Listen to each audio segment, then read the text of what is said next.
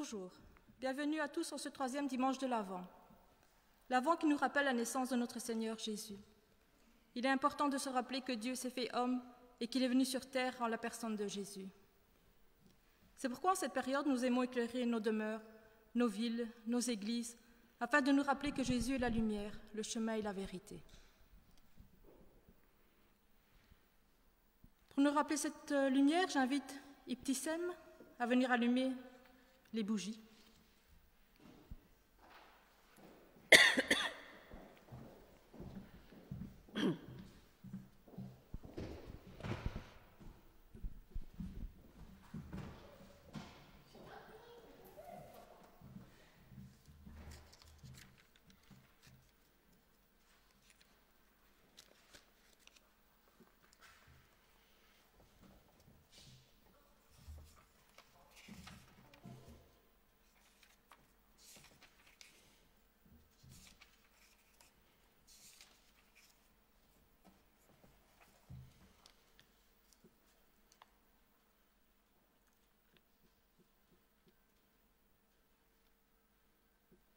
Bravo.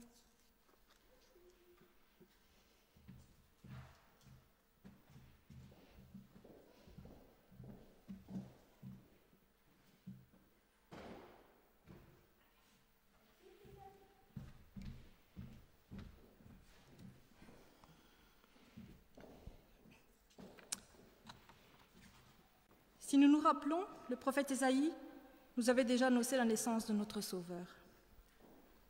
Dans Ésaïe chapitre 7, verset 14, il est dit « Eh bien, le Seigneur lui-même vous donnera un signe.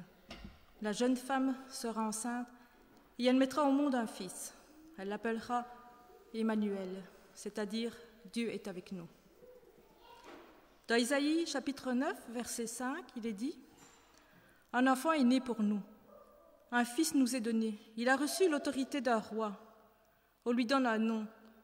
Conseiller merveilleux, Dieu fort, Père pour toujours, Prince de la paix. » Quelle belle prophétie. Nous vivons une période très difficile avec cette crise sanitaire.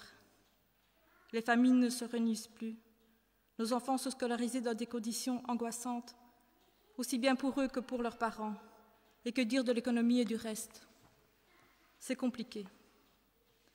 Le prophète Ésaïe nous avait parlé aussi de ténèbres à l'époque où il vécut sur cette terre. Et il dit dans son chapitre 24 au verset 4, « La terre est en deuil, elle tombe en ruine. Le monde est défait, il tombe en ruine. Le ciel aussi est défait, en même temps que la terre. » Mais sa confiance en notre Dieu était pleine. Nous aussi, enfants de Dieu, notre confiance doit être entière. C'est pourquoi j'ai envie de lui adresser cette prière qu'Ésaïe lui a faite. Prière que vous retrouverez au chapitre 26, versets 7 et 8. Seigneur, le chemin de celui qui t'obéit est un chemin droit. Tu lui prépares une route bien droite. Oui, Seigneur, sur le chemin que tu nous donnes de suivre, que tu nous commandes de suivre, nous mettons notre espoir sur toi. Notre seul désir, c'est de faire appel à toi, de penser à toi. Mes frères et sœurs, remettons tout cela entre les mains de notre Seigneur, car tout lui appartient. Il est souverain, il est Seigneur, il est majestueux. Alors aujourd'hui, j'ai envie que nous le célébrions dans la joie, dans l'amour et dans la reconnaissance, afin que tous voient en nous la lumière malgré ces ténèbres.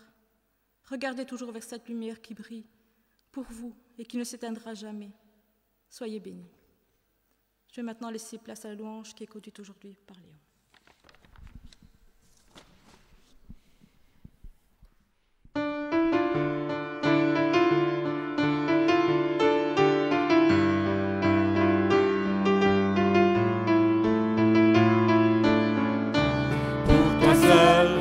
Seigneur, oui je veux chanter pour toi et mon cœur est plein de joie quand je peux chanter pour toi seul, ô Seigneur.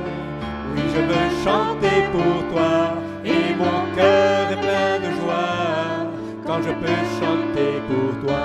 Ton amour est si grand, oui tu es tout pour moi et mon cœur est plein de joie. Je peux chanter pour toi, ton amour est si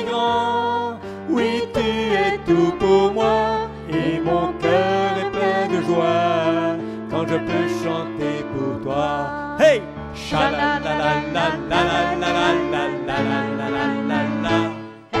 Sha-la-la-la-la-la-la-la-la-la-la-la-la. Hey! Sha-la-la-la-la-la-la-la-la-la-la-la-la-la. Hey! Sha-la-la-la-la-la-la-la-la-la-la-la-la. Ton amour est si grand, oui tu es tout pour moi, et mon cœur est plein de joie. Quand je peux chanter pour toi, ton amour est si grand, oui tu es tout pour moi, et mon cœur est plein de joie. Quand je peux chanter pour toi seul, ô Seigneur, oui je veux chanter pour toi, et mon cœur est plein de joie. Quand je peux chanter pour toi seul, ô Seigneur, oui je veux chanter pour toi, et mon cœur est plein de joie. Quand je peux chanter pour toi, ton amour est si grand, oui tu es tout pour moi, et mon cœur est plein de joie. Quand je peux chanter pour toi, ton amour est si grand, oui tu es tout pour moi, et mon cœur est plein de joie. Quand je peux chanter pour toi. Hey! Sha-la-la-la-la-la-la-la-la-la-la-la-la. Hey! Sha-la-la-la-la-la-la-la-la-la-la-la-la. Hey! Sha-la-la-la-la-la-la-la-la-la-la-la. Hey! Sha-la-la-la-la-la-la-la-la-la-la-la. Ton amour est si grand, oui tu es tout pour moi, et mon cœur est plein de joie. Quand je peux chanter pour toi, ton amour est si grand, oui tu es tout pour moi, et mon cœur est plein de joie. Quand je veux chanter pour toi, ton amour est si grand, oui tu es tout pour moi, et mon cœur est plein de joie. Quand je peux chanter pour toi, ton amour est si grand, oui tu es tout pour moi, et mon cœur est plein de joie. Quand je peux chanter pour toi. Oui, j'espère que ce matin votre cœur est plein de joie et que vous puissiez chanter pour le Seigneur. Levez-vous, battez des mains, vraiment que vous sentez-vous libre de louer et d'adorer le Seigneur de là où vous êtes, en pyjama, en costard, cravate, comme moi. Enfin, sentez-vous à l'aise pour louer le Seigneur ce matin. Vraiment, laissons-nous aller aussi dans le torrent de grâce et de vie du Seigneur. Alléluia.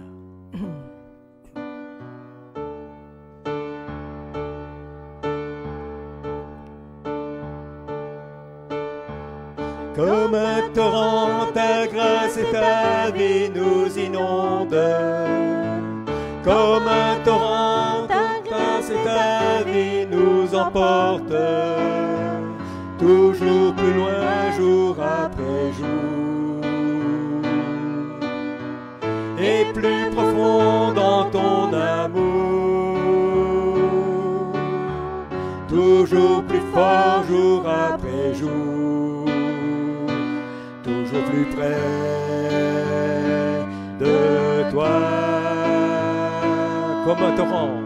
Comme un torrent, ta grâce et ta vie nous inondent. Comme un torrent, ta grâce et ta vie nous emporte. Toujours plus loin, jour après jour. Et plus profond dans son amour. Toujours plus fort, jour après jour. Toujours plus près de toi. Merci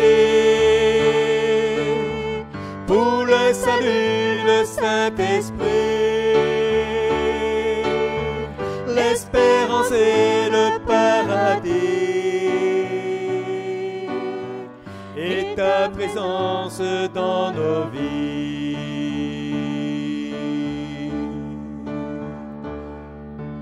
Merci pour ton amitié, ta douceur, la sécurité, le bonheur et ta présence dans nos cœurs. Comme un torrent, ta grâce et ta vie nous inondent. Comme un torrent, ta grâce et ta vie nous emportent. Toujours plus loin, jour après jour, et plus profond dans ton amour. Toujours plus fort, jour après jour, toujours plus près de toi. Oh, merci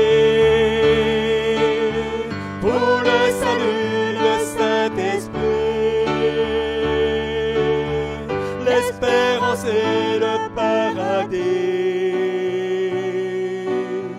et ta présence dans nos vies.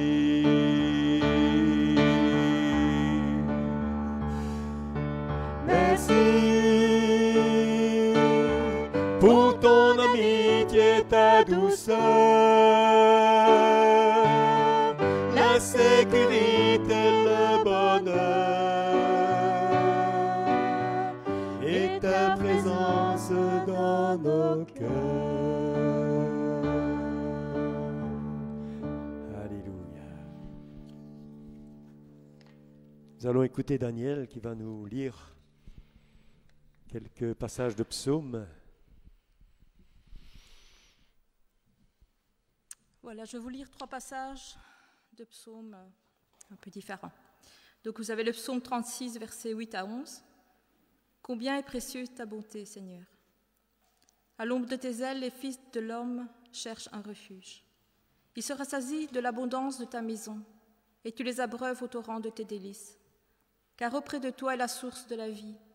Par ta lumière, nous voyons la lumière. Étends ta beauté sur ceux qui te connaissent, et ta justice sur ceux dont le cœur est droit. » Dans le psaume 97, versets 11 et 12, « Une lumière se lève pour celui qui obéit à Dieu. Il y a de la joie pour les cœurs purs. Vous qui obéissez au Seigneur, réjouissez-vous à cause de lui. Chantez sa louange en rappelant son nom très saint. » Et enfin, dans le psaume 119, au verset 105, « Ta parole est comme une lampe qui guide tous mes pas. Elle est une lumière éclairant mon chemin. » Oui, dans ces psaumes, il est parlé de torrents et de sources de vie, comme nous venons de le chanter. La grâce, la vie qui nous inonde, qui nous entraîne vers le salut, l'espérance, le paradis, et bien d'autres choses encore. Mais ces passages nous parlent aussi de la lumière qui se lève pour ceux qui obéissent au Seigneur, qui est la parole qui nous guide, qui guide nos pas et qui éclaire notre sentier, un peu comme ces lumières. Quand je regardais un peu ces 3 lumières, 4 bientôt, je me dis ça forme comme un chemin, une route de lumière qui dirige vers qui? Vers Jésus, vers la naissance de Jésus. Et puis, il faut bien se dire que cette lumière ne va pas s'arrêter là. Puisque quand Jésus est né, une étoile s'est mise à briller dans le ciel. C'est elle qui va conduire les mages, qui va conduire les mages jusqu'à Jésus. Donc, vous imaginez, ça fait presque 2 ans, temps de préparer le voyage et tout ça, le temps qu'ils arrivent pour voir l'enfant Jésus, eh bien, il se passe un certain temps et l'étoile brille toujours, elle continue à briller. On l'appelle d'ailleurs l'étoile du berger. Et puis, Jésus a dit dans Jean 8, verset 12, « Je suis la lumière du monde. Celui qui me suit ne marchera pas dans les ténèbres, mais il aura au contraire la lumière de la vie. Tout comme le torrent a tracé son chemin au travers des rochers, des plaines, pour parvenir jusqu'à la mer, eh bien, Jésus nous a tracé le sentier qui nous conduit à la maison du Père, à la vie éternelle. Sentier qui n'est pas toujours facile, escarpé, avec des pierres, des rochers, très sinueux. Ce n'est pas l'autoroute que l'on a maintenant. Là, vous voyez, maintenant, vous prenez un point jusqu'à l'autre, c'est presque une ligne droite. Les hommes veulent aller d'un point à l'autre, mais le Seigneur veut nous conduire, parfois dans des chemins sinueux, parce qu'on est dur à la détente, on ne comprend pas toujours ce qu'il veut nous dire. Hein? Mais en tout cas, c'est sa parole qui nous guide et qui nous éclaire. Alors, restons dans la lumière et soyons nous-mêmes une source de lumière, hein? Un peu comme un phare qui est là et qui permet au bateau de suivre le chemin pour ne pas s'échouer sur les rochers, et vraiment que nous soyons comme ce phare pour les personnes, pour quiconque est encore dans l'obscurité et qui est perdu sur sa route. Soyons de ces messagers, de ces lumières qui brillent dans le noir. Jésus a dit, « Je suis le chemin, la vérité et la vie. Nul ne vient au Père que par moi. » Vraiment, nous voulons aussi le chanter, le dire, que Jésus est le chemin, la vérité et la vie.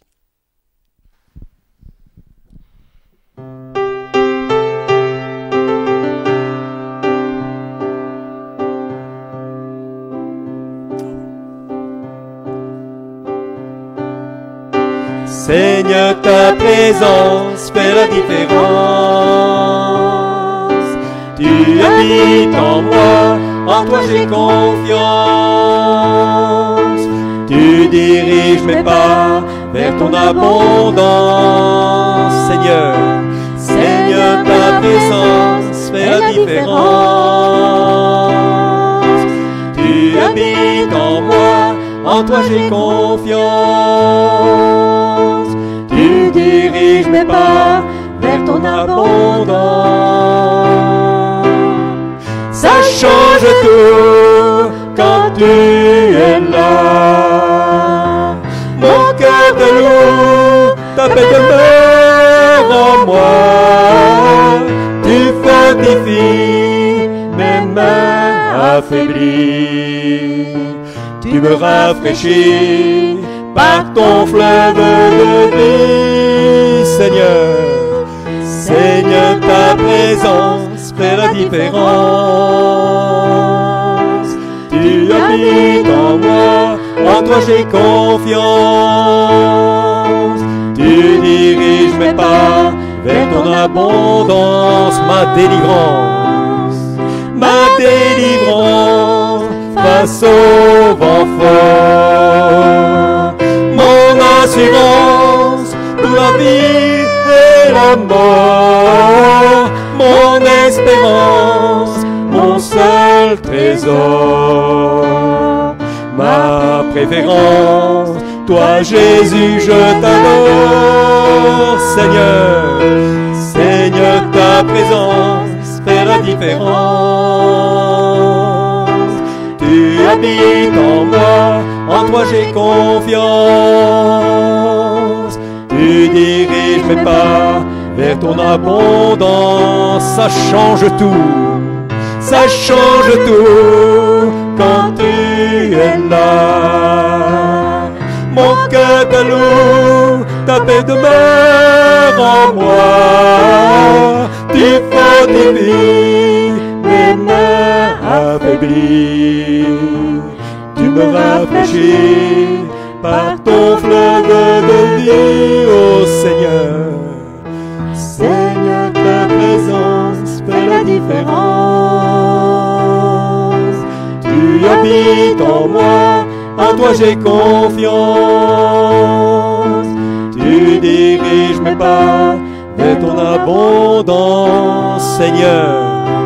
Seigneur, ta présence fait la différence.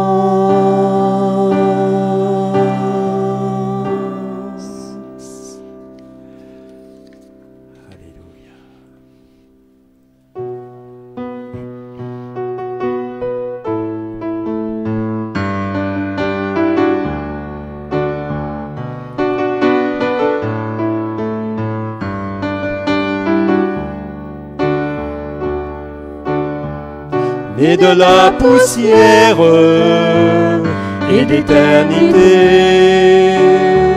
J'ai vu la lumière, elle m'a racheté,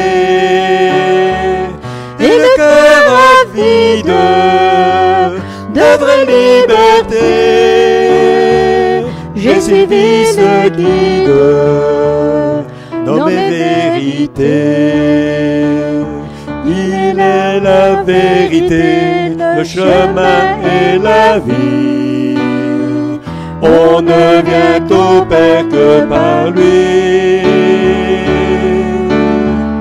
Il est la vérité, le chemin et la vie. On ne vient au Père que par lui. Ton regard s'étonne, tu ne comprends pas. Un roi qui pardonne, ça n'existe pas. Un roi qui s'incline devant ses sujets, couronné d'épines, à toi de juger. Il est la vérité, le chemin et la vie. On ne vient au Père que par lui. Il est la vérité, le chemin et la vie. On ne vient au Père que par lui.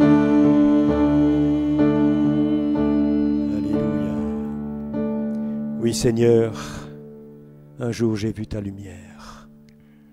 Elle m'a racheté. Seigneur, c'est vrai que nous pouvons marcher dans les ténèbres longtemps, mais quand nous pouvons voir ta lumière, Seigneur, que nous puissions continuer à la suivre, à te suivre. Merci, Seigneur, de ce que tu fais dans nos vies. Merci de ce que nous pouvons avoir cette lumière au travers des difficultés que nous pouvons rencontrer aujourd'hui. Merci de pouvoir s'accrocher à toi, à ta parole, parce qu'elle nous guide, elle nous conduit. Seigneur, nous voulons te louer parce que, Seigneur, ton peuple, même s'il est dispersé pour l'instant, il est rassemblé par ton esprit, Seigneur. Et nous avons tous les yeux fixés sur toi, car tu es la lumière du monde. Alléluia. Oh, gloire et louange à toi, Seigneur. Merci, mon Sauveur. Merci, mon Seigneur. Amen. Tu es la vérité et la vie et nous te louons ce matin parce que tu ne changes pas, parce que ta parole reste la même, toujours efficace dans nos vies. Nous te remercions pour ta présence ce matin et pour qui tu es. Amen. Amen. Seigneur, il est vrai que seule ta présence fait la différence parce que tu es un Dieu vraiment éternel. Tu es celui qui ne change pas, Seigneur. Tu nous aimes d'un amour éternel, alors merci. Merci, Seigneur, de nous combler de ta présence. Merci de ta venue, Seigneur, sur cette terre. Merci pour ta croix qui nous a donné la vie. Comment, Seigneur, ne pas exprimer, Seigneur, notre reconnaissance ce matin? Reçois la louange, Père, l'adoration qu'il t'est due et la gloire qui t'appartient. Amen. Seigneur, mon Dieu, Père éternel, nous te louons, te bénissons, te rendons gloire et grâce. Merci vraiment, Seigneur, pour ta présence en ces lieux. Merci parce que tu es un Dieu bon, fidèle et juste envers chacun d'entre nous. Merci parce que tes bontés se renouvellent pour nous chaque matin. Merci vraiment, Seigneur, parce que, oui, Seigneur, c'est en toi que nous voulons confier nos vies. Merci parce que, vraiment, Seigneur, tu es digne de louange, Seigneur. Merci de visiter chacun, chacune, là où elle est, Seigneur. Merci vraiment, Seigneur, pour ta bienveillance, Père. Sois loué, béni et élevé, Seigneur, au nom de Jésus. Amen.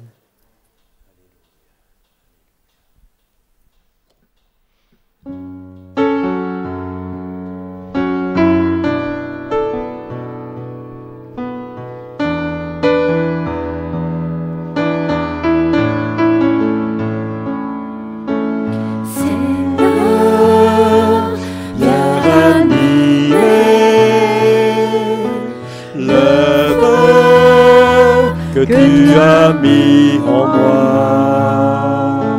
Toi seul peux m'éclairer. Viens, Seigneur, m'ouvrir les yeux. Oh, manifeste ta présence et convainc-moi de ta puissance. Revêt-moi de ta sainteté, surprends-moi par ta beauté.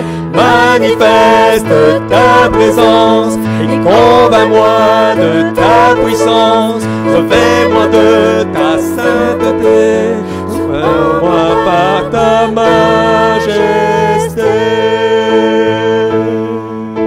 Seigneur, viens ranimer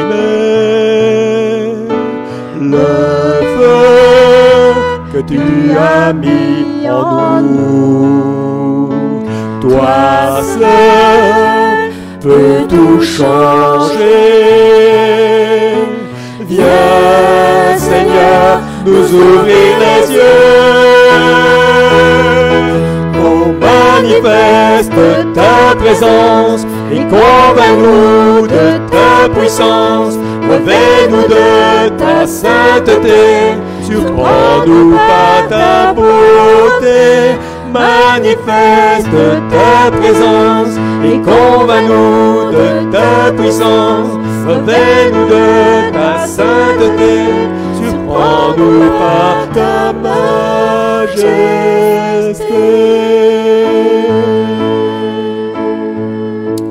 Alléluia. Oui, le Seigneur veut nous surprendre encore par sa parole. Il veut vraiment nous conduire plus loin avec lui, dans sa lumière, la lumière de sa parole. Et c'est notre bien-aimé pasteur qui va nous y conduire ce matin.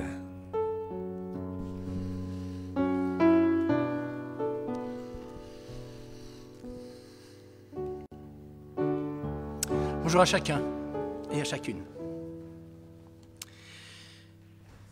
À l'heure d'aujourd'hui, avec cette situation qui perdure, sur qui ou sur quoi pouvons-nous nous appuyer? La période actuelle, comme le disait quelqu'un très bien, est anxiogène et difficile pour plusieurs d'entre nous.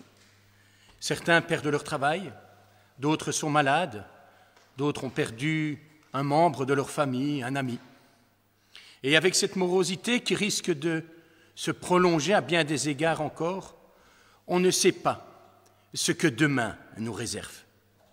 Nous l'avons compris, plus personne aujourd'hui n'est à l'abri. Et nous ne savons pas ce que l'année 2021 nous réserve. Qui sait? Qui connaît l'avenir?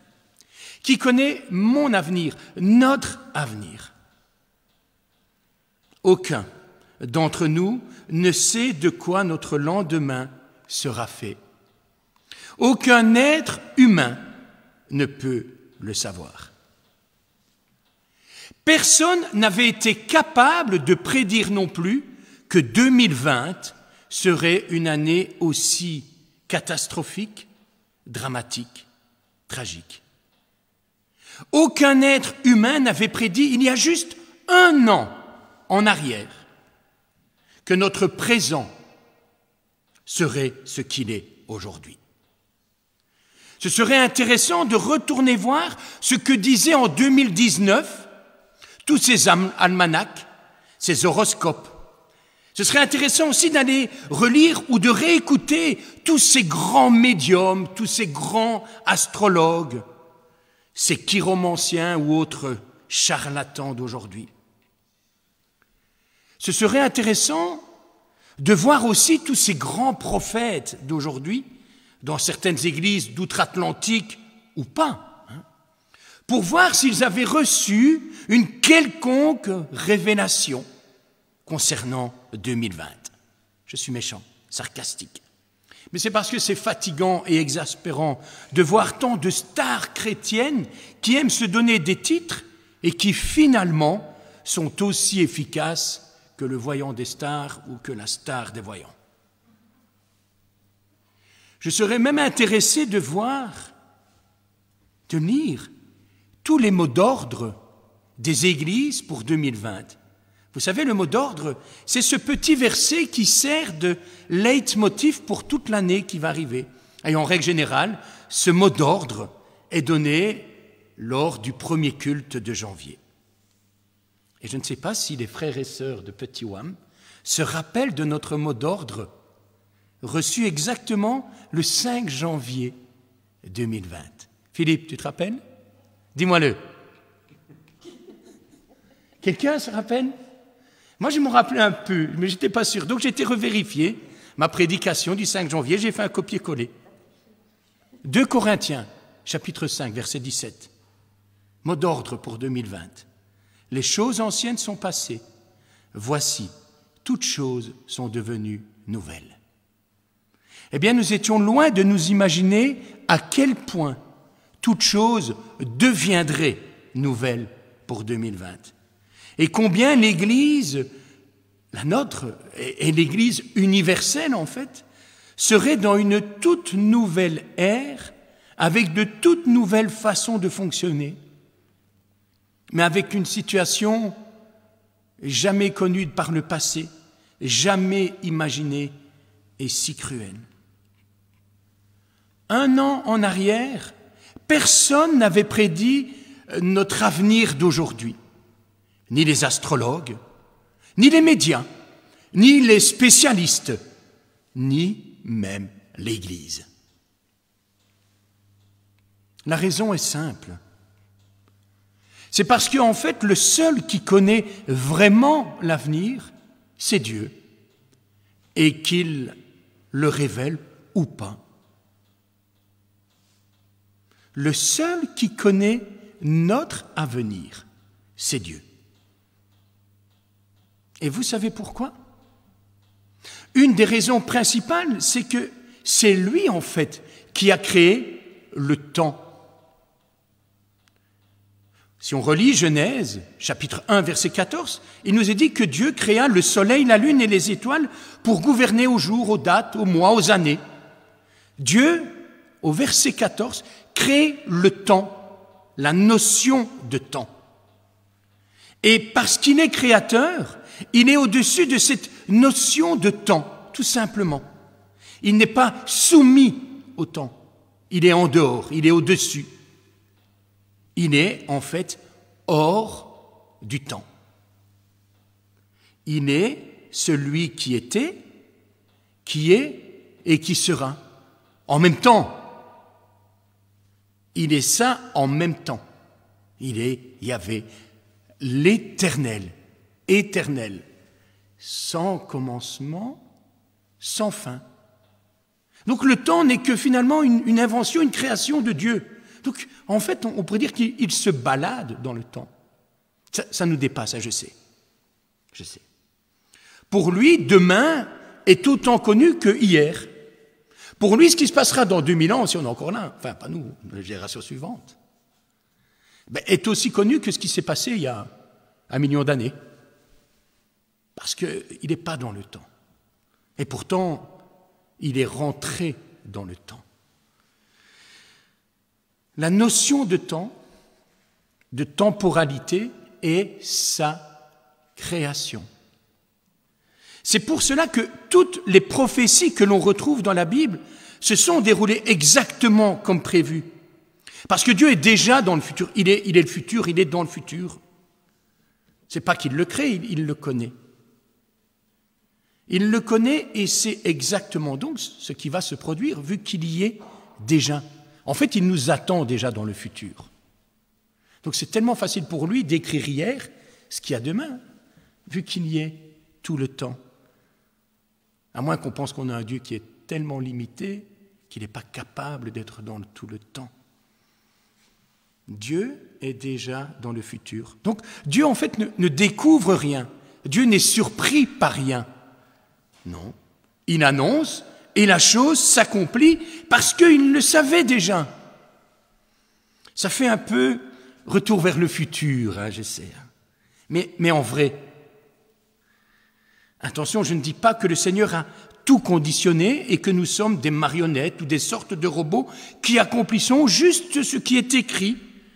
Non.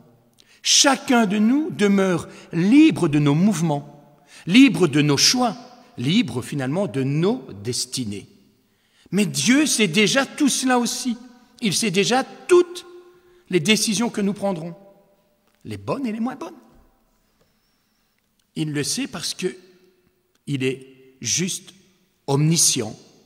Et là aussi, ça nous dépasse. Il sait tout. Pas seulement du passé, pas seulement de maintenant, mais tout de l'avenir. Demain, dans 10 ans, dans 100 ans, tout, il sait tout. Son omniscience prouve donc qu'il sait déjà tout ce qui va se passer. Mais en même temps, Dieu n'est pas comme ce genre d'hurluberlus qui prédisent l'avenir pour rien, ou plutôt pour l'argent ou pour la gloire. Que ce soit dans l'Église avec un grand E, ou en dehors de l'Église avec tous ces charlatans. Parce que quand Dieu parle, c'est pesé, c'est réfléchi. C'est pas pour faire dans le sensationnel ou dans l'après-coup. Je vois que 2021 va être une année difficile. Waouh! Je vois qu'il sera question de vaccins. Waouh! Je vois qu'il y aura des problèmes au niveau de l'emploi et même dans les couples. Oh là là! Non, ce n'est pas ce genre de sornettes qui sont prophétisées dans la parole de Dieu. Je vois que le monde va s'unir contre l'Église. Je vois le complot conduit par le diable.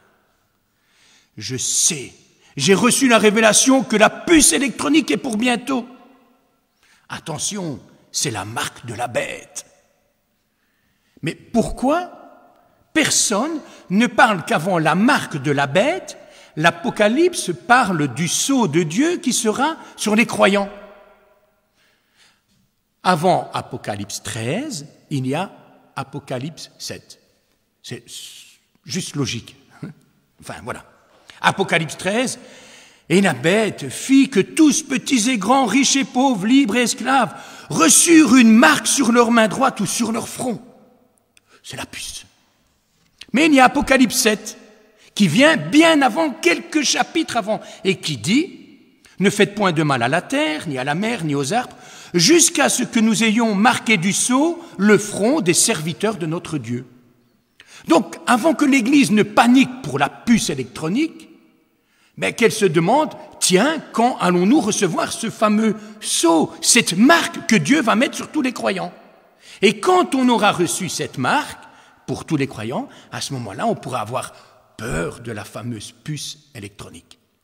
Je sais que ça paraît un peu simple, et pourtant, il y en a tellement qui paniquent. On a l'impression que le message de l'Église est un message de paniquer, un message anxiogène, pour reprendre ce terme bien actuel. Le grand méchant diable, avec tous les autres complotistes.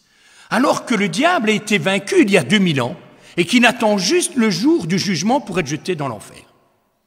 Il est vaincu. Mais, qu'est-ce qu'on a peur? Qu'est-ce que le message de l'Église peut faire peur? Ta parole est une lampe sur mon sentier. C'est ce que Daniel lisait et que Léon avait choisi. On a l'impression que cette lampe, en fait, c'est un peu comme une lampe avec toutes des grandes ombres qui font peur pour les petits dans leur chambre. Enfin, soit. Je ne dis pas qu'on doit s'en foutre ou être fataliste. Non, pas du tout. Au contraire, nous avons notre mot à dire. Mais celui-ci, ce que nous avons à dire, doit être un message de confiance. Vu que Dieu est au contrôle de tout. Un message d'espérance, parce qu'on sait qu'il mènera toutes choses bien selon ses plans. Un message d'encouragement, plutôt que d'être négatif ou alarmiste. Le grand malaise pour nos jeunes aujourd'hui, une des grandes raisons de leur démotivation, pour certains de leur rejet de la société, et pas seulement pour les jeunes, mais pour beaucoup de nos concitoyens dans notre société d'aujourd'hui, provient de ce qu'ils croient de l'avenir. Tout ce qu'on lit, tout ce qu'on entend dans les médias, les statistiques, les sondages, les prévisions budgétaires, partout on crie qu'il y aura de moins en moins de travail, car de plus en plus d'usines, de sociétés ferment, que le chômage est assuré pour les jeunes ou pas, qu'il n'y aura plus d'argent pour les pensions, que certains vivent plus longtemps et que d'autres partent trop vite, qu'il y a beaucoup de crises en perspective, et pour beaucoup, une bonne guerre arrangerait tout ça. Enfin, ce genre de prédiction, plus qu'alarmante et alarmiste, et parfois peut être fondée, font de l'avenir finalement quelque chose de terne, et ça provoque un désespoir avant l'heure. Et pas seulement pour nos jeunes. Hein. Ce fameux no future des punks semble avoir été, à l'heure d'aujourd'hui, jamais aussi vrai. No future. C'est ce que beaucoup se disent. Pas de futur, plus d'avenir. Et ça nous amène à une question essentielle et cruciale. Qui écoutons-nous? Qui nous parle? Qui nous rassure aujourd'hui? Qui nous prédit notre avenir à nous aujourd'hui? Eh bien, ce matin, on va ouvrir la Bible et aborder notre troisième partage pour cette période de l'Avent, où nous allons examiner les Écritures afin de découvrir Jésus avant la crèche. Pour rappel, nous avons conclu que Jésus est Dieu, créateur, préexistant, sans origine ni fin, il est éternel. La semaine dernière, on a découvert que Jésus est intervenu à plusieurs reprises dans l'histoire du peuple de l'Ancienne Alliance sous le trait de ce messager de l'Éternel qui était envoyé et qui est intervenu épisodiquement durant toute cette période de l'Ancien Testament. La semaine prochaine, là je fais une prédiction,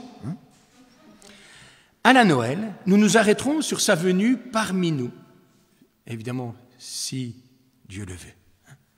Et nous nous rappellerons qu'il est venu pour accomplir ce projet grandiose de Dieu envers nous et l'humanité, afin de nous donner un avenir, une espérance et un futur. Mais aujourd'hui, on va se focaliser sur Jésus avant la crèche, promis, celui qui était promis, celui qui était présenté bien avant son incarnation, celui qui a été, pour reprendre un terme plus biblique, prophétisé dans les Écritures, bien avant qu'il ne naisse dans la crèche. Il est venu afin que s'accomplissent les Écritures.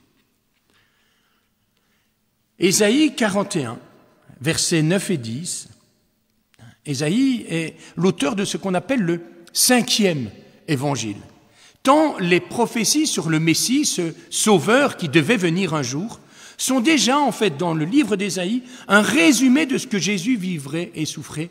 Et Daniel nous a d'ailleurs bien introduit avec ces passages que l'on retrouve dans Ésaïe. Voilà ce qu'il dit. Ésaïe, prophète de la part de Dieu. Souvenez-vous des premiers événements, car je suis Dieu, il n'y en a point d'autre. Je suis Dieu et rien ni personne n'est semblable à moi. J'annonce dès le commencement ce qui vient par la suite, et longtemps d'avance ce qui n'est pas encore accompli.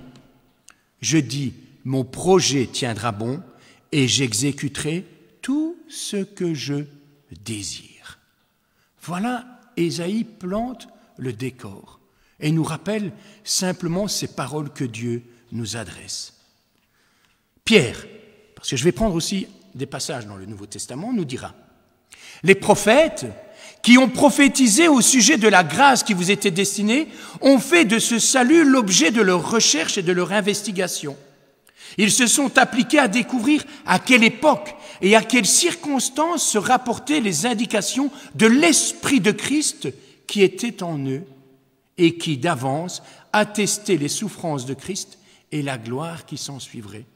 Il leur fut révélé que ce n'était pas pour eux-mêmes, mais pour vous que cela avait été annoncé. » Intéressant ce terme, ce nom, l'Esprit de Christ qui a prophétisé. Parce que Jésus-Christ savait évidemment déjà tout ce qu'il devrait subir et souffrir. Et il a inspiré des hommes, des siècles avant qu'il ne soit incarné, qu'il ne vienne, lui, Dieu fait chair, vivre ces choses. Il savait. Et pourtant, il n'a pas renoncé. Il savait. Et nous verrons combien les détails sont précis quand l'Esprit de Christ a parlé au travers de ses prophètes des siècles avant qu'il ne vienne. Pierre dirait également, « Et nous tenons pour d'autant plus certaine la parole prophétique à laquelle vous faites bien de prêter attention, comme à une lampe qui brille dans un lieu obscur, jusqu'à ce que le jour commence à poindre et que l'étoile du matin se lève dans vos cœurs. Avant tout, sachez qu'aucune prophétie de l'Écriture ne peut être l'objet d'interprétations particulières, car ce n'est nullement par une volonté humaine qu'une prophétie a jamais été présentée, mais c'est poussé par le Saint-Esprit que des hommes ont parlé de la part de Dieu. Le critère de la vraie prophétie, c'est quand c'est le Saint-Esprit qui l'inspire. Et dans la parole de Dieu, dans l'Ancien Testament, il y a des centaines de prophéties qui ne concernent que les temps messianiques, c'est-à-dire le temps où le Messie Jésus viendrait.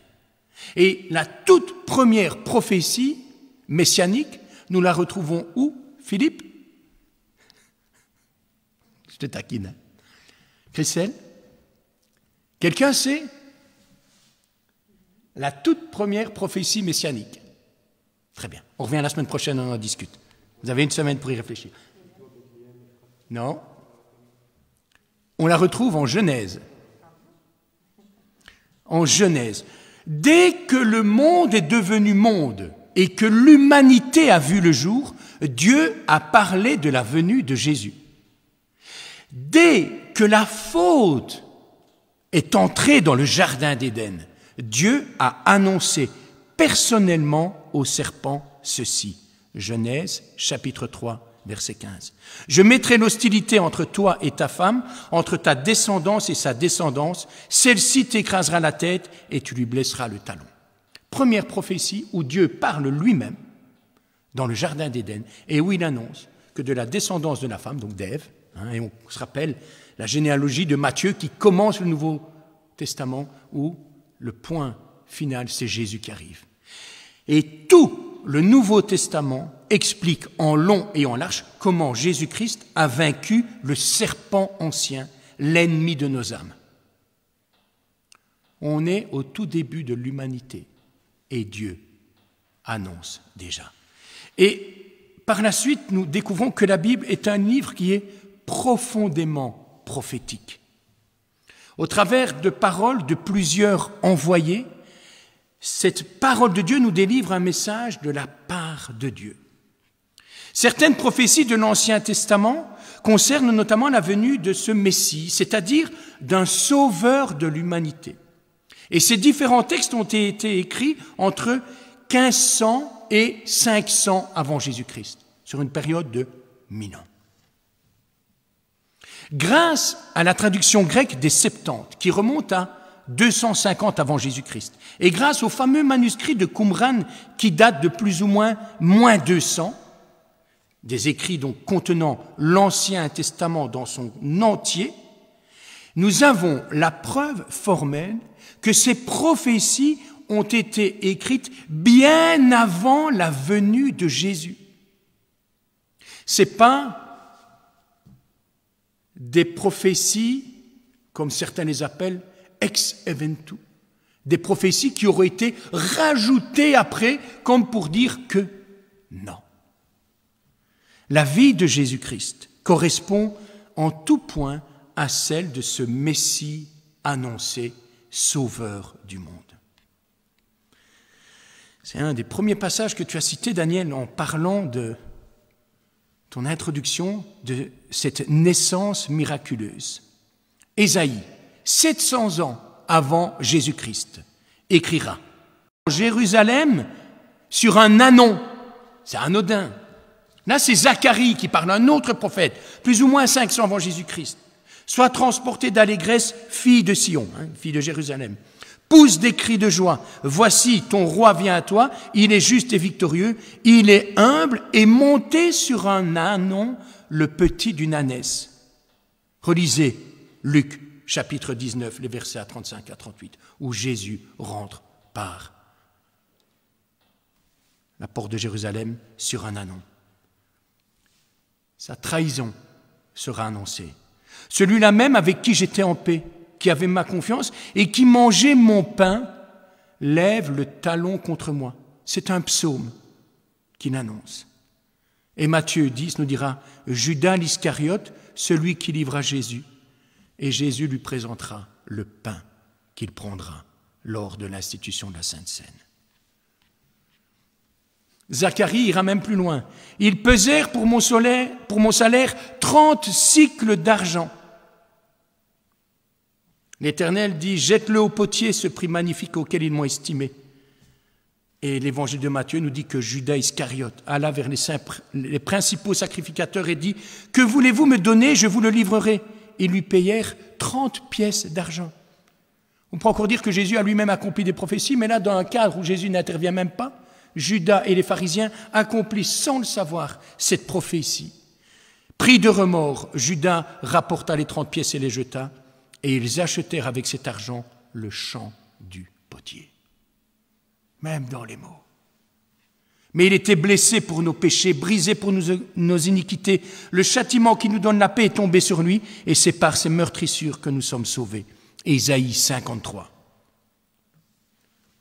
On le frappera au visage, on lui crachera au visage. Tout est annoncé. Avec le bâton, on frappe sur la joue d'Israël. Ces hommes qui sont autour de la croix et qui vont s'arracher les vêtements et les distribuer entre eux, c'est annoncé. Le moment sur la croix est annoncé dans le psaume 22. Ésaïe parlera. Il s'est élevé devant Dieu comme une faible plante, méprisé et abandonné des hommes. Cependant, ce sont nos souffrances qu'il a portées. C'est de nos douleurs qu'il s'est chargé. Il était blessé pour nos péchés, brisé pour nos iniquités. Il s'est livré lui-même à la mort. Il a porté les péchés de beaucoup d'hommes et il a intercédé pour les coupables. Une description de la croix, Ésaïe, 700 ans avant Jésus-Christ. Il aura soif, on lui donnera du vinaigre, c'est annoncé par un psaume. Il s'écriera d'une voix forte, « Mon Dieu, pourquoi m'as-tu abandonné ?» Le psaume 22. Et Matthieu nous dira tout à la fin de son évangile, quand Jésus est sur la croix. Et vers la 9e heure, Jésus s'écria d'une voix forte, « Élie, Élie, lama sabachthani », ce qui signifie « Mon Dieu, pourquoi m'as-tu abandonné ?» Le psaume 31,6 dit qu'il remettra son esprit. « Je remets mon esprit entre tes mains ». Luc 23, 46. Jésus s'écria d'une voix forte, « Père, je remets mon esprit entre tes mains ». Ces os ne seront pas brisés. Aucun des os de l'agneau ne sera brisé. Exode 12, verset 46, écrit par Moïse. Nombre, chapitre 9, verset 12, écrit par Moïse. Jean dira, s'étant approché de Jésus et le voyant déjà mort, ils ne lui rompirent pas les jambes, ils ne lui brisèrent pas les os. Tout a été décrit. Même l'obscurité qui couvrirait la terre à ce moment-là. Amos, un autre prophète des siècles avant Jésus. En ce jour-là, dit le Seigneur l'Éternel, je ferai coucher le soleil à midi et j'obscurcirai la terre en plein jour. Matthieu 27, 45 dira, depuis la 6e heure jusqu'à la 9e heure, il y eut des ténèbres sur toute la terre quand Jésus est mort sur cette croix. Il fut mis dans le tombeau d'un homme riche, Ésaïe, de nouveau. On a mis son sépulcre parmi les méchants, son tombeau avec le riche. Matthieu 27. Le soir étant venu, arriva un homme riche d'Arimathée nommé Joseph et demanda le corps de Jésus pour le mettre dans un sépulcre neuf. Même sa résurrection a été annoncée. Après avoir livré sa vie pour le péché, il prolongera ses jours et verra une postérité. Ésaïe 53, 10. Osée dira, Dieu nous rendra la vie dans 2 jours. Le 3e jour, il nous relèvera et nous vivrons devant lui. Marc dira, un ange devant le tombeau vide dit aux femmes, vous cherchez Jésus qui a été crucifié? Il est ressuscité, il n'est plus ici.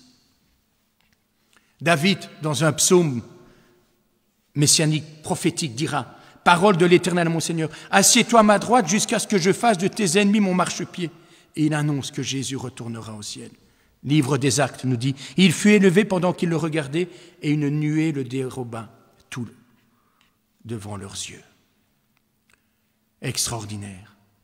Tout ce qui était annoncé, tout ce qui était prophétisé, tout ce qui était prédit annonçant le sauveur de l'humanité, et la vie de Jésus montre une adéquation parfaite entre les deux.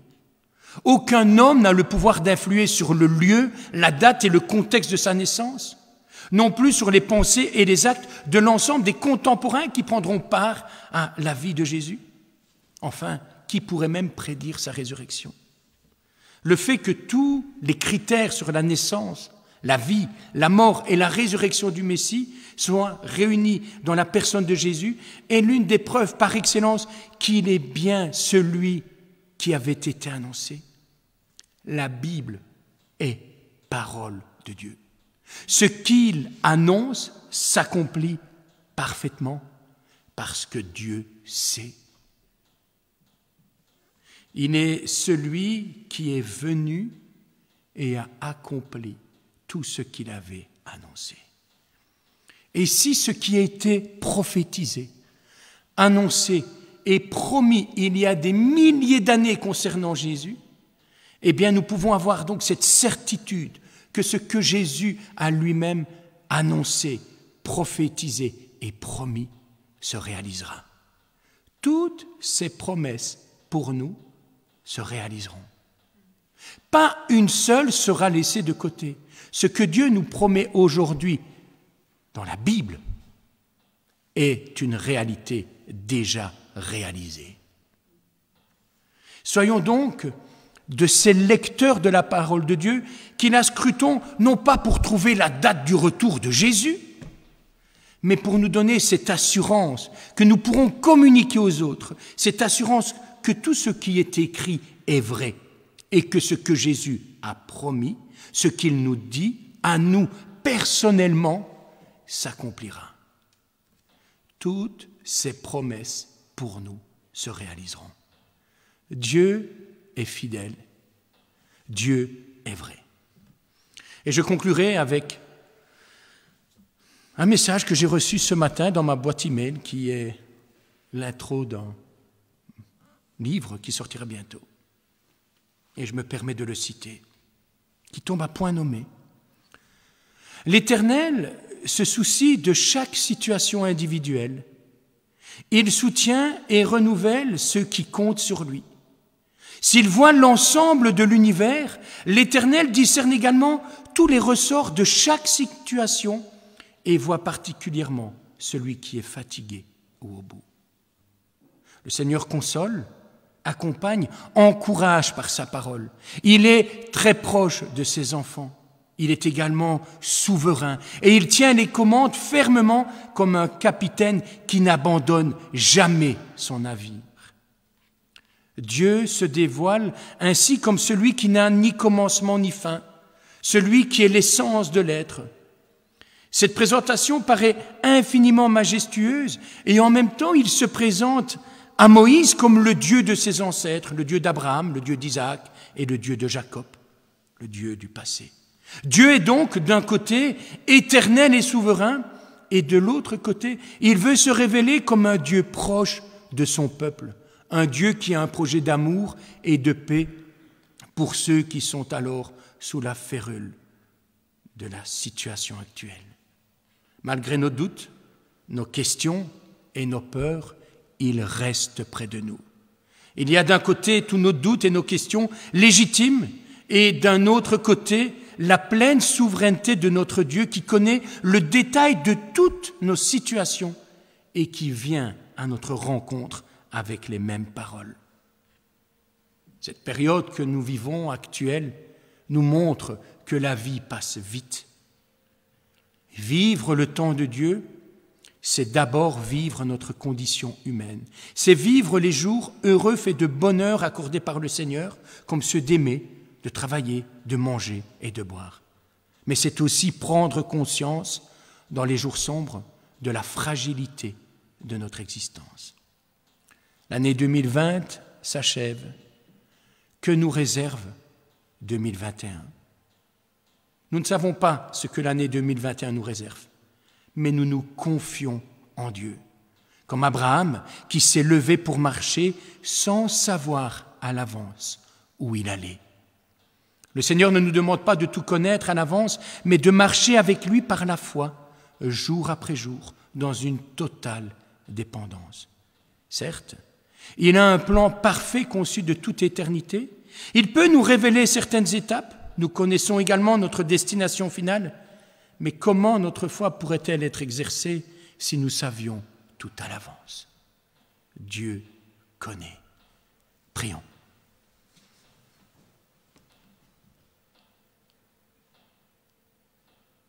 Seigneur notre Dieu, merci pour qui tu es. Et c'est sur toi et uniquement sur toi que nous pouvons nous appuyer. Sur toi, sur ta parole, qui nous révèle qui tu es, qui nous dit tout ton amour, ta souveraineté et ta puissance. Seigneur, nous voulons être de ceux et de celles qui nous appuyons sur toi pour vivre notre présent et notre lendemain. Nous ne voulons pas faire fi de ce que nous vivons et de ce que nous traversons. Nous ne savons même pas pourquoi ni comment c'est arrivé. Nous ne savons pas quand ça se terminera. Ce que nous savons, c'est que tu seras à nos côtés. Quelles que soient les étapes que nous devrons traverser, bien chez nous, tranquille, ou peut-être à l'hôpital, en train de lutter entre la vie et la mort,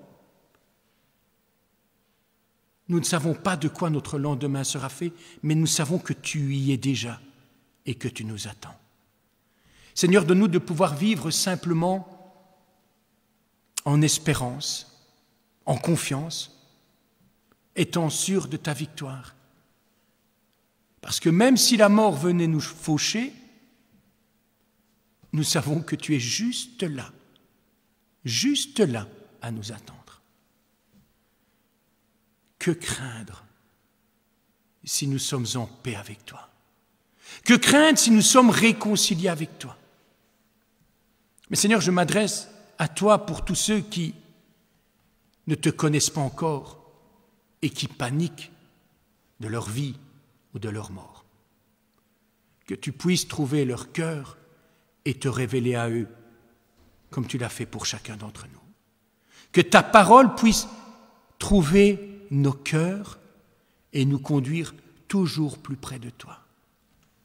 Merci pour ta parole, cette parole de Dieu qui est vérité, qui est vraie encore aujourd'hui, comme elle l'était dans le passé et comme elle le sera encore dans le futur. Merci à toi, Seigneur notre Dieu, pour celui qui est, qui était et qui vient. Amen. J'inviterai Philippe pour les annonces.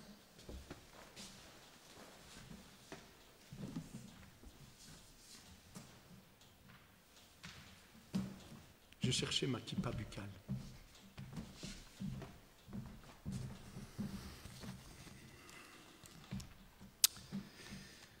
Bonjour, voici les annonces. Nous voulons penser à notre frère Olivier Bellet, qui a perdu son papa, Philibert. Nous sommes de tout cœur avec lui et toute la famille dans ces moments difficiles. Jeudi, il y a étude biblique suivie de la réunion de prière dès 19h avec Zoom. Si vous voulez y participer, vous devez avoir le code d'accès à la réunion. Donc demandez-le à David, voilà, qui se fera un plaisir de vous envoyer cela. N'hésitez pas à venir participer au culte, soit pour vous y impliquer, soit pour venir vivre le culte avec nous.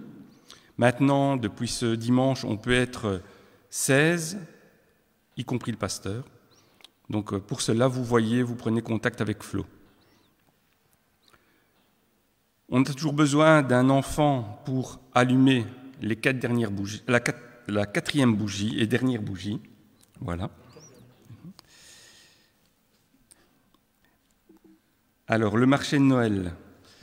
Merci à celles et à ceux qui ont participé, voilà, par la fabrication des objets, mais aussi pour tous ceux qui ont acheté. Merci. Pour la diaconie.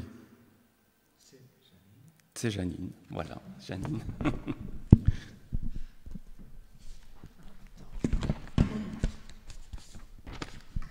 Voilà, bonjour. Pour la diaconie, voilà, nous vous remercions quand même parce que malgré l'année qui a été difficile, nous avons quand même eu des dépôts alimentaires, soit par le biais de David ou d'une autre personne. Et là, vraiment, on vous dit merci. Il est vrai que maintenant, nous arrivons dans une période, ce sont les fêtes de fin d'année, et nous aimerions quand même, nous sommes concertés ensemble, réjouir quand même le cœur de certains qui passent par des difficultés plus pénibles que nous. Et après avoir mis le cellier à jour avec Corinne, nous avons constaté que nous avons quelques manquements, parce qu'il ne faut pas oublier que dans les groupes, dans les personnes qui nous contactent, il y a des enfants. Et c'est là que bon, nous allons vous solliciter, si toutefois vos moyens le permettent. Et je vous fais part de ce qui nous manque vraiment pour dire de collaborer, Seigneur, ensemble. Il nous manque, c'est les grands pots de choco, quelques kilos de sucre en morceaux, des boîtes de Nesquik, et si le moyen vous le permet, quelques litres de lait avec, de la mayonnaise, et bien sûr, pensons aux bonbons, friandises, pour dire quand même de compléter ce qu'on peut quand même faire pour eux, quelques bâtons de chocolat, enfin voilà. On vous met à cœur cela parce que, bon, il est vrai que Dieu nous donne, nous manquons de rien, mais n'oublions pas que c'est le moment de partage. Alors sachons partager, même si le peu que nous avons, nous pouvons le faire. Nous ne le faisons pas pour nous, mais nous le faisons pour la gloire de Dieu. Voilà, merci de m'avoir écouté et, comme qui dirait, à votre bon cœur. Alors, au niveau des offrandes, un petit mot de votre trésorier, c'est-à-dire votre serviteur ici présent. Tout d'abord, merci à ceux qui fidèlement versent sur le compte bancaire de l'Église ou qui déposent une enveloppe au presbytère auprès de David et Florence. Je comprends ceux qui veulent que le montant de leur dîme reste secret, alors je vous propose aussi ceci. Tout comme il existe dans les magasins le Collect and Go, je vous propose le Deposit and Go. C'est-à-dire que pendant la célébration du culte, le tronc sera accessible à l'entrée, où vous pouvez tout à loisir venir déposer votre offrande en toute discrétion, toujours avec le masque, et puis partir directement. En tout cas, merci pour votre fidélité dans l'offrande.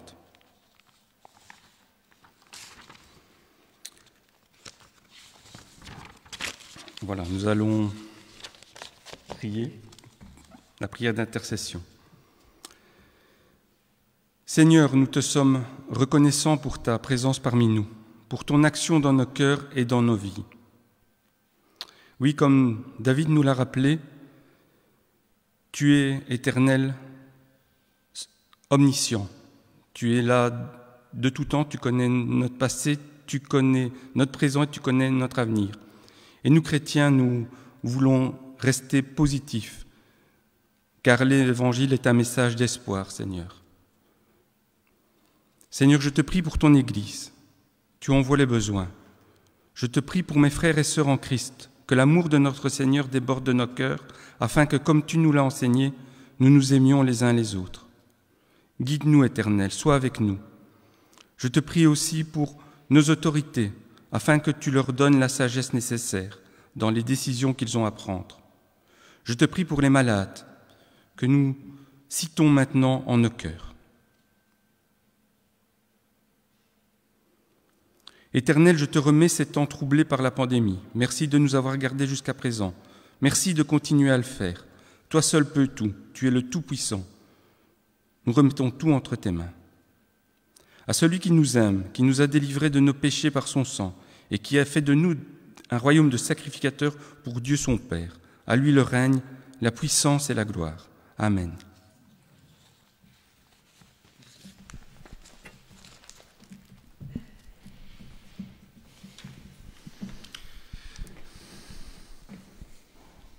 C'est le moment de recevoir la bénédiction de notre Dieu. Jésus-Christ est le même hier, aujourd'hui et éternellement. Et parce qu'il est celui qui est, qui était et qui vient, allons avec cette assurance, cette confiance qu'il est avec nous.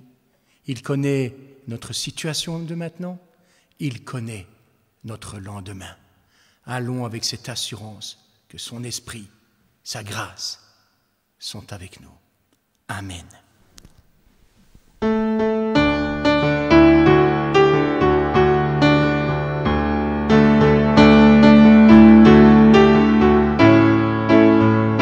Je suis Vrai mon Seigneur et mon Maître, sans jamais m'éloigner de ses pas, sans que rien ici-bas ne m'arrête, et sans rien que le chant de sa voix. Je vivrai de bonheur et de grâce, de l'amour que son cœur m'a donné, et que rien ici-bas ne l'efface. C'est le vœu de mon âme assoiffée. Un seul instant auprès de toi vaut bien les heures et la route. Tout pour autant que ce soit toi qui m'accompagne au parvis de ta joie. Je suivrai mon Seigneur et mon Maître, sans jamais m'éloigner de ses pas, sans que rien ici-bas ne m'arrête, et sans rien que le chant de sa voix, et sans rien que le chant de sa voix. Un bon dimanche à tous, que le Seigneur vous bénisse. Au revoir.